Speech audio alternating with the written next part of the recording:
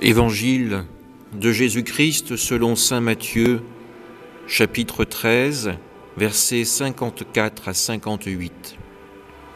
En ce temps-là, Jésus se rendit dans son lieu d'origine, et il enseignait les gens dans leur synagogue, de telle manière qu'ils étaient frappés d'étonnement et disaient « D'où lui viennent cette sagesse et ces miracles? N'est-il pas le fils du charpentier? Sa mère ne s'appelle-t-elle pas Marie? Et ses frères Jacques, Joseph, Simon et Jude? Et ses sœurs ne sont-elles pas toutes chez nous? Alors d'où lui vient tout cela ?» Et ils étaient profondément choqués à son sujet. Jésus leur dit « Un prophète n'est méprisé que dans son pays et dans sa propre maison. » Et il ne fit pas beaucoup de miracles à cet endroit-là à cause de leur manque de foi. Acclamons la parole de Dieu. D'où lui viennent cette sagesse et ces miracles?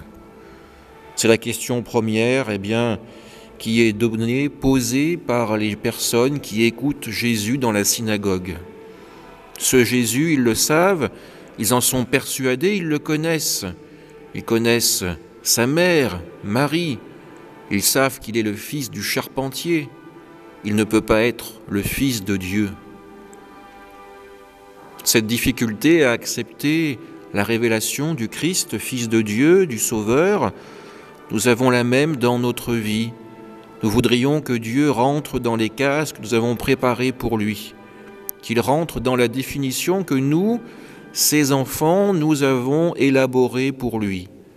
Mais Dieu est plus grand que nous, plus grand que notre intelligence, et l'Esprit Saint qui nous sera envoyé pour la Pentecôte est là pour nous aider à entrer dans ce projet de Dieu.